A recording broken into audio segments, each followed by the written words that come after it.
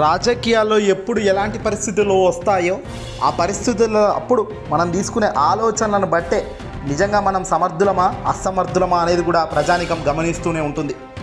జగన్మోహన్ రెడ్డి గారు అధికారంలోకి వచ్చిన కొత్తలో చాలామంది ఈయన కొత్తగా అనుభవం లేదు, ఒక్కటేసారి ముఖ్యమంత్రి కుర్చీలో కూర్చున్నారు, ఏం చేస్తాడు అని అనుకున్నారు. కానీ కరోనా లాంటి కష్ట సమయంలో సైతం తన సామర్థ్యంతో ప్రభుత్వాన్ని నడిపించిన తన తీరుతోనే దేశవ్యాప్తంగా ప్రశంసలు అందుకున్నారు జగన్ గారు. ఆ తర్వాత జగన్ స్టామినా ఏకంగా ప్రతి ఒక్కరికి క్లియర్గా అర్థమైంది. దమ్మున్నవాడు ఏదైనా చేయగలుగుతాడు అన్న నానుడికి అతుక్కపోయాడు జగన్. ఇప్పుడు చంద్రబాబు కూటమి అధికారంలో ఉంది. ప్రస్తుతం చంద్రబాబు డిప్యూటీ సీఎంగా పవన్ కళ్యాణ్ హుందాతనంగా రాజకీయం చేస్తున్నామంటూ మాటలు చెప్తున్నారు. కానీ అవకాశం వాళ్ళకు కూడా వచ్చింది. ఊహించని స్థాయిలో విజయవాడ వరదలతో మునిగెత్తింది. కానీ ఇలాంటి కష్ట సమయంలో మనం తీసుకునే నిర్ణయాలతోనే మన సామర్థ్యమా మనం అసమర్థులమా అనేది కూడా తెలుస్తుంటుంది. చంద్రబాబుది 40 ఏళ్ల రాజకీయం కాసేపు పక్కన పెడదాం. ఇక పవన్ కళ్యాణ్ నూతనంగా వచ్చిన వ్యక్తి, రాజకీయాల్లో చాలా ఏళ్ల కాలం పాటు ఉన్నాడు, కానీ మొదటిసారి తాను ఒక పదవిలో అయితే ఉన్నాడు. ఇక పవన్ కళ్యాణ్ ఈసారి ఏం చేశాడంటే అడ్డంగా దొరికిపోయాడు, అడ్డంగా నవ్వులపులు అయ్యాడు. ఎందుకయ్యా నవ్వులపాలు అయ్యాడంటే మొదటి నుంచి చంద్రబాబు వైఖరే ఇగో ఇలాగే ఉంటుంది. ఎప్పుడైనా చంద్రబాబును లేపాలని, చంద్రబాబును జాకీలు పెట్టి పైకి లేపే కార్యక్రమంలో భాగంగానే పవన్ ఆలోచనలు ఉంటాయి తప్ప తన సొంత తెలివి ఎప్పుడూ లేదు. అందులో భాగంగానే ఇప్పుడు కూడా అదే ప్రక్రియలో తాను అడుగులు వేస్తున్నాడు. విజయవాడ మునుగుతుందిరా బాబు అని పవన్ కళ్యాణ్కు ముందు తెలియదా? వాతావరణ శాఖ హెచ్చరించిన చంద్రబాబు రివ్యూ పెట్టలేదు. ఆ రివ్యూలో చంద్రబాబు పెట్టలేదు దేవుడెరుగు. పవన్ కళ్యాణ్ ఎంచక్క తన బర్త్డే సెలబ్రేషన్స్లో భాగంగా తాను హ్యాపీగా ఎంజాయ్ చేశాడు. అల్టిమేట్గా జరగాల్సిన నష్టం జరిగినాక విజయవాడలు ఆదుకోవడం లేదు, పవన్ ఎక్కడ దాక్కున్నాడు అంటూ అనేక మంది నోరు తెరిచి అడగడంతో పవన్ బయటకు రావడం జరిగింది. నేను బయటకు వస్తే ప్రజలకు ఇబ్బంది అవుతుంది, వరదల్లో నేను తిరిగితే మళ్ళీ ప్రజలకు ఇబ్బంది అవుతుందని నేను తిరగలేదు అంటూ ఓ మాయ మాట చెప్పాడు. సరే, ఆ మాట మర్చిపోకముందే మరోసారి పవన్ దొరికాడు. ప్యాకేజీ స్టార్ అని అంటుంటారు సాధారణంగా పవన్. ఇప్పుడు మరోసారి అది రుజువైంది. ప్రస్తుతం డిప్యూటీ ముఖ్యమంత్రి హోదాలో ఉన్న పవన్ కళ్యాణ్ ముఖ్యమంత్రి చంద్రబాబును పైకి ఎత్తబోయి అడ్డంగా కింద పడ్డాడు. వరదల సమయంలోనూ చంద్రబాబుకు భజన మానలేదు పవన్. వరద సహాయ చర్యలపై ట్విట్టర్ ఖాతాలో ట్వీట్ చేసిన పవన్ కళ్యాణ్ పూర్తి అవగాహన రహితంగా అడ్డంగా అది బయటపడింది. ముఖ్యమంత్రి చంద్రబాబును పొగిడేందుకు ఫేక్ ఫోటోలను పవన్ పోస్టు చేయడం జరిగింది. ఆర్టిఫిషియల్ ఇంటెలిజెన్స్ AI ఫోటోలను పోస్ట్ చేసిన పవన్ కళ్యాణ్ విమర్శలు గట్టిగా రావడంతో మళ్ళీ ఆ ఫోటోలు అన్నీ కూడా ఆ ట్విట్టర్ ఖాతా నుంచి తీసేయడం జరిగింది. ప్రచారం కోసం టీడీపీ తయారు చేసిన AI ఫోటోలను పోస్ట్ చేసిన పవన్ కళ్యాణ్ పైగా ఈ ఫోటో చాలా అందంగా ఉంది, ఈ ఫోటోలు చాలా బాగా వచ్చాయి అంటూ ఏ మాదిరి చెబుతున్నాడో ఒక్కసారి మీరు ఈ వీడియో చూసే కార్యక్రమం చేయండి. మాట్లాడుతూ ఉంటే ఒక బ్యూటిఫుల్ ఫోటోగ్రాఫ్ వచ్చింది.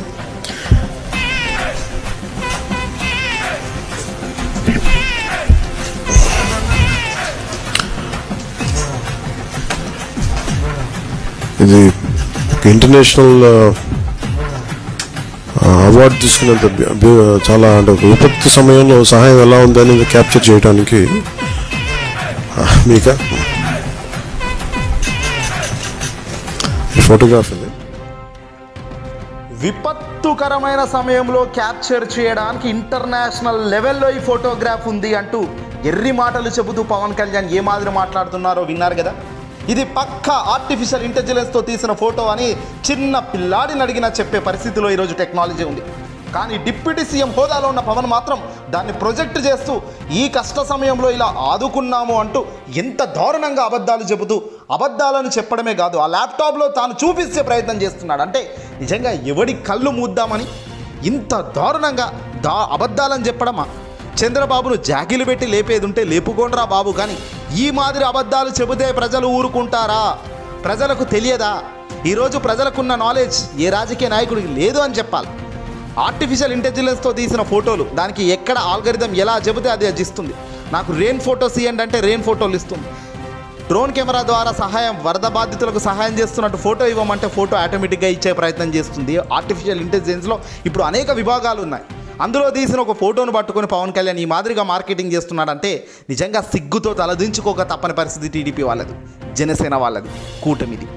పైగా ఆ ఫోటోలో కింద యారో మార్క్ కూడా ఉంది, స్టార్. అంటే దాని అర్థం ఏంది? AIకి సంబంధించి ఆర్టిఫిషియల్ ఇంటెలిజెన్స్కి సంబంధించిన ఫోటో. దాన్ని పొగుడుతూ అదేదో మేము చాలా గొప్ప పనులు చేస్తున్నామంటూ చెప్పుకొస్తున్నాడు. మొట్టమొదట చంద్రబాబు నాయుడు గారు వరదల్లో నడుస్తున్నప్పుడు పవన్ కళ్యాణ్ వరదల్లోకి ఎందుకు రాలేదు? విజయవాడ నడిబొడ్డున మునిగిపోతున్నప్పుడు పట్టించుకొని పవన్ తీరిగ్గా అంతా జరిగిపోయాక ఇప్పుడు ప్రెస్ మీట్లు పెడుతూ ఏవో గొప్ప మాటలు చెప్పే కార్యక్రమాలకు మళ్ళీ శ్రీకారం చుట్టాడు. ఆనాడు అధికారంలో లేనప్పుడు పవన్ కళ్యాణ్ పదే పదే జగన్ను విమర్శించేవాడు. కానీ ఇప్పుడు ఎలాంటి లాజిక్ లేదు, ఎలాంటి మ్యాజికే అంటూ పూర్తిగా మ్యాజిక్లను జిమ్మిక్కులు చేస్తూ మ్యాజిక్లను ప్రజల ముందు పెట్టేస్తున్నాడు. ప్రెస్ మీట్ పెట్టి మాట్లాడితే అప్పుడు తిట్టావు కదా, మరి ఇప్పుడు నువ్వు డిప్యూటీ సీఎం హోదాలో ఉన్నావు, నువ్వెందుకు ఇలా మాట్లాడుతున్నావు అంటే సమాధానం లేదు. పైగా నేను ప్రజల్లోకి వస్తే ప్రజలకే ఇబ్బంది అవుతుంది, నన్ను చూడడానికి చాలామంది వస్తారు అభిమానులు, తద్వారా ప్రజలకు సేవలు ఆగిపోతాయనే కారణాలతో నేను రాలేదంటున్నాను. మరి చంద్రబాబు అదే పని చేస్తూ ఫోటో షీట్లు చూస్తూ జేసీబీలు ఎక్కుతూ ఫోటో ఎగ్జిబిషన్ చేస్తున్నాడు కదా, మరి అది తప్పు అని ఎందుకు చంద్రబాబుకు చెప్పలేదు? చంద్రబాబు గారు, మీరు పోయి ఫోటోలు తీయడానికి కాదు, మీరు యంత్రాంగాన్ని పరిగెత్తించే కార్యక్రమం బ్యాక్ నుంచి చేయండి, మీరు తర్వాత వెళ్ళవచ్చు అని ఎందుకు చంద్రబాబుకు చెప్పలేదు? ఎంచక్కా చంద్రబాబు కాదు, పవన్ కాదు. పవన్ అన్ని ఉద్దర డైలాగులే, పవన్ కళ్యాణ్ అన్నీ కూడా ఈ ఆటానకు పైసాకు పనికిరాని మాటలే అనేవి ఇదిగో ఇలాంటివి చూస్తుంటేనే ప్రజలకు అర్థమవుతుంది అంటున్నారు. ఈరోజు ఈ మాటలన్నీ కూడా ప్రజల నుంచి వచ్చిన మాటలు.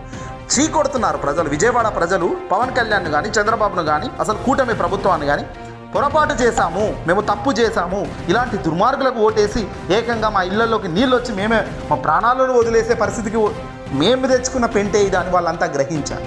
ఇంతకన్నా దారుణం మరొకటి ఉంటుందా?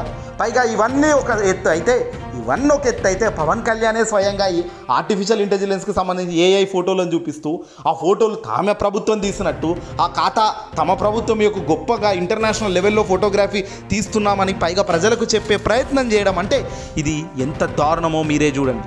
ఇలాంటి వ్యక్తులకు మనం ఓట్లేసి గెలిపించాం. మరి ఇప్పుడు ట్విట్టర్ ఖాతా నుంచి ఈ ఫోటోలు ఎందుకు డిలీట్ చేశాం? నువ్వు చెప్పింది నిజమే అయితే, ఇంటర్నేషనల్ లెవెల్లో కూటమి ప్రభుత్వం ఫోటోలు తీసింది అయితే, మరి ట్విట్టర్ ఖాతాల నుంచి పలుసార్లు ఫోటోలను డిలీట్ ఎందుకు కొట్టి మళ్ళీ రీఅప్లోడ్లు చేశావు? ఇది అంతా కూడా దారుణం. వరద బీభత్సంలో ప్రజలు ఇబ్బంది పడుతున్నా పవన్ తీరిగ్గా స్పందించిన సంగతి తెలిసిందే. విమర్శలు రావడంతో అందరూ తిడుతుండటంతో కృష్ణా నదికి వరద ప్రవాహం తగ్గిముఖం పట్టిన తర్వాత అధికారులతో మానిటరింగ్ అంట. వరద సహాయక చర్యల్లో కూటమి ప్రభుత్వం పూర్తిగా విఫలం కావడంతో ఆ తప్పులు కప్పిపుచ్చుకునేందుకు పవన్ ఆ నెపాన్ని వైసీపీ అధికారులపై నెట్టేసే కార్యక్రమం చేస్తున్నాడు.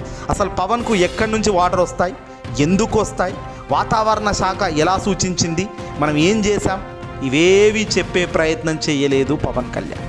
ఇవేవి చెప్పే ప్రయత్నం చేయని పవన్ కళ్యాణ్ ఈ పొద్దు మాయమాటలు చెబుతూ అడ్డంగా మాట్లాడుతున్నాడు. ఇంతకన్నా దారుణమైన అబద్ధాల ఈవీఎంల కూటమి అని ప్రజలు తీరుతున్నారు ఈ రోజున. ఏదేమైనప్పటికీ కూడా రాబోయే కాలంలో ఇదిగో ఇలాగే సమాధానాలు వస్తాయి. 5 ఏళ్లలో ప్రభుత్వం ఏ రేంజ్లో కుప్పకూలుతుందో చూడాల్సిన అవసరం కూడా ఉంది. ట్విట్టర్ ఖాతాలో ట్వీట్ చేయడం ఆయన వంతే, డిలీట్ చేయడము ఆయన వంతే. ఏందయ్యా పవన్, ఎందుకు ఇలా దొరుకుతున్నావు అంటూ ప్రజానికం నవ్వుకుంటున్నారు. ఈ వీడియోని అసలు లైక్ కొట్టి షేర్ చేయండి. మార్పు అన్నది ప్రజల నుంచే రావాలి. మార్పు అన్నది ఓటు వేసే సామాన్యుడి మెదడులోనే పుట్టాలి. ఆ పుట్టిన ఆలోచన నుంచే ఈరోజు అధికారంలో నిలబెట్టే స్థాయి దాకా పోతుంది అన్నది ఖచ్చితంగా మరవకూడదు. ఎందుకంటే ఒక చిన్న తప్పు ఈరోజు ఎంత పెద్ద నష్టానికి దారితీసిందో చూస్తేనే అర్థమవుతుంది. ఒక చిన్న ఆలోచన ఏ స్థాయికి తన రాజకీయ జీవితాలను కాదు, ఏకంగా సామాన్య జీవితాలను నాశనం చేసేందుకు శ్రీకారం చుడుతుందో అర్థమవుతుంది. ఈ వీడియో నచ్చితే లైక్ కొట్టి షేర్ చేయండి.